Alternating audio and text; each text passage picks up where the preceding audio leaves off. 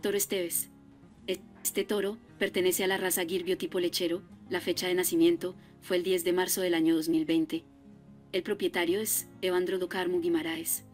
El padre de este toro es Jaguar Teo Gaviao y la madre es Malada FIV Dobasa. Como abuelos paternos tiene a SC Huacay Jaguar y Humidade.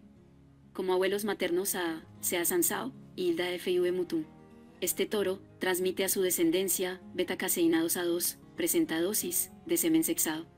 La producción de leche de la raza Gir dependerá en gran medida de las condiciones climáticas, de la zona donde habite, de su alimentación, manejo sanitario y la genética. Si quieres adquirir la genética de este toro, en la descripción del video te dejaremos los datos de contacto del distribuidor autorizado.